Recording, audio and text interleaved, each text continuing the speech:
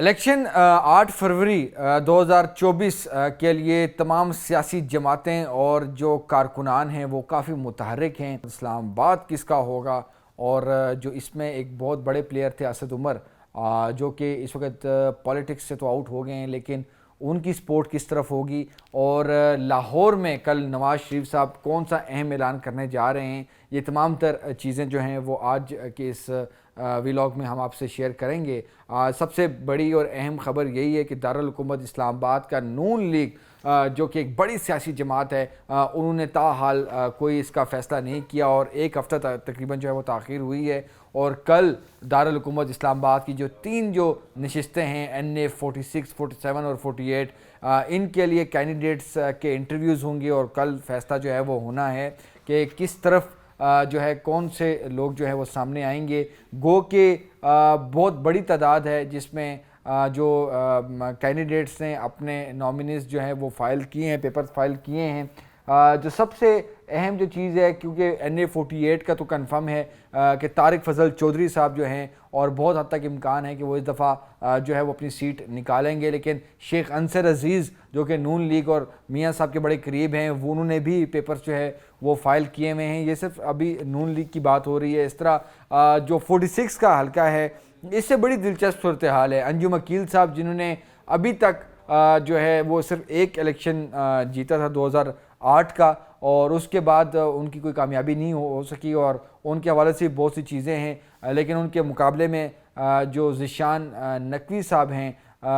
وہ جو deputy mayor بھی رہے ہیں اسلام آباد کے، ان کی سپورٹ اور ان کا آج کل سوشل میڈیا پر جو ہے کافی زیادہ جو ہے وہ چرچا بھی ہے، لیکن ایک جو ہے اچھی طبیعت کے مالک ہیں اور خوش اخلاق ہیں، لیکن ان کی ورکنگ کافی زیادہ ہے۔ یہ کل اعلان ہونا ہے، لیکن اگر بات کی جائے NA 46 کی ہی، تو اس میں بڑے ہی دلچسپ کریکٹر جو ہے وہ سامنے آ رہے ہیں، اور اس میں تقریباً 73 کے قریب جو ہے کینڈیڈیٹس سامنے آئے ہیں۔ ان میں سب سے مزیدار جو کہ اس دفعہ بتایا جا رہا ہے کہ پاکستان تحریک انصاف کا ووٹ کدھر ڈسٹریبیوٹ ہوگا، کیا معاملات ہوں گے، تو اس کا فائدہ اٹھاتے ہوئے ہمیں یاد ہے کہ بابر اعوان صاحب جو ہے بہت ہی ایک زبردست آدمی، وکیل سمجھ جاتے ہیں، بہت اچھی طرح جو موقع ملتا ہے تو یوٹیلائز کرتے ہیں۔ ہمیں یاد ہے اچھی طریقے سے جب چودھری پرویز الہی صاحب کی پیشی تھی تو یہ جو ہے پہنچ چکے تھے وہاں پر، اور انہوں نے اعلان کیا تھا کہ میں الیکشن لڑوں گا۔ تو NA 46 سے ظہیر الدین بابر اعوان صاحب خود کینڈیڈیٹ ہیں، اور ان کے ساتھ ان کے جو بیٹے ہیں عبداللہ بابر صاحب، وہ بھی جو ہے وہ اس حلقے میں ان کے بھی کاغذات جمع ہوئے ہیں۔ عامر کیانی صاحب IPP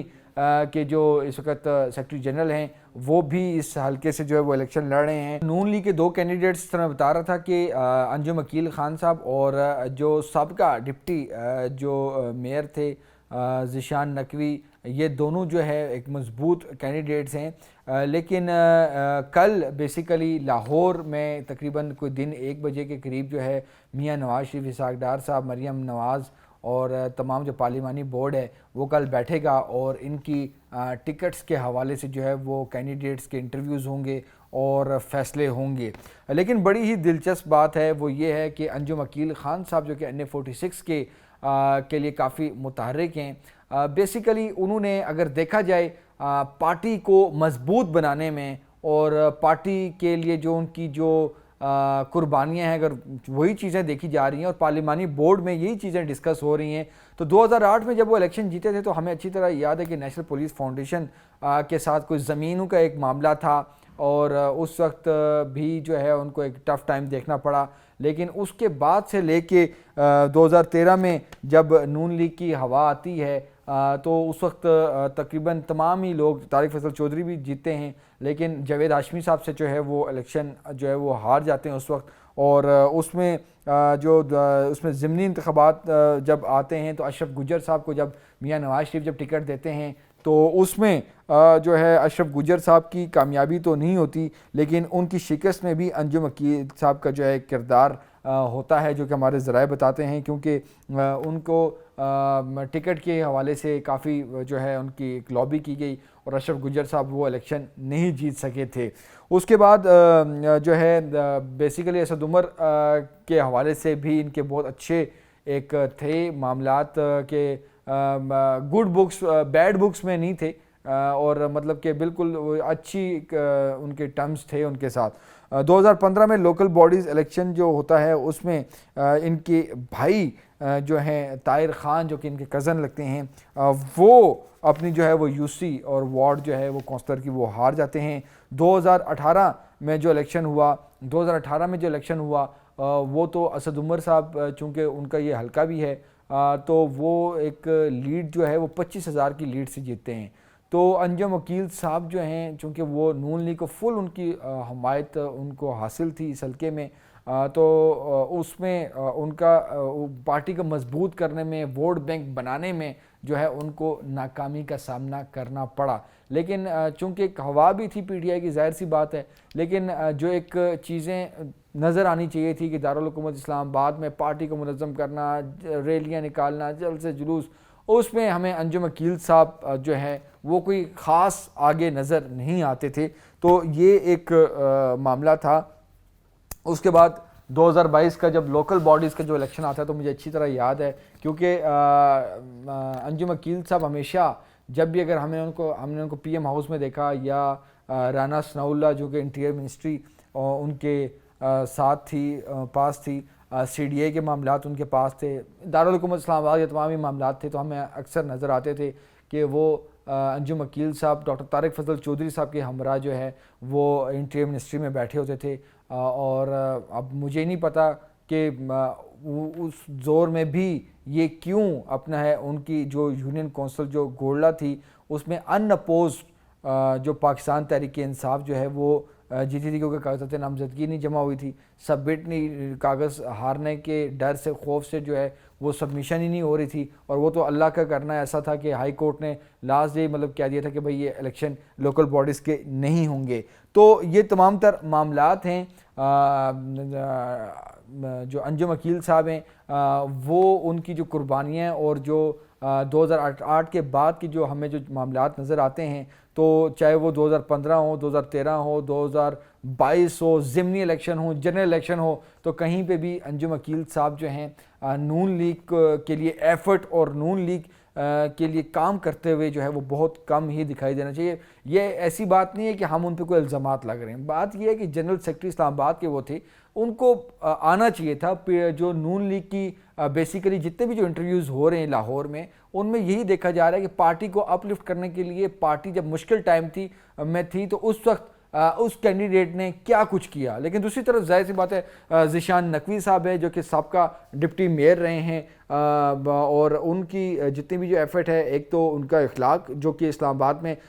سوشل میڈیا ہم نے دیکھا کہ گزشتہ 2-3 دنوں سے تو تمام سبھی لوگ جو ہے ان کے لیے کمپین کر رہے ہیں، لیکن یہ الگ بات ہے کہ ذیشان نقوی جبکہ سابقہ ڈپٹی میئر بھی تھے، تو بہت ہی اچھے طریقے سے انہوں نے معاملات کو چلایا ہے، اور ترقیاتی کاموں کے حوالے سے، اور اسپیشلی طور پہ یہ مرگلہ ایونیو جو بن رہی تھی، گو کہ ان کا کردار توقیر شاہ صاحب کا تھا بہت زیادہ اہم، اس میں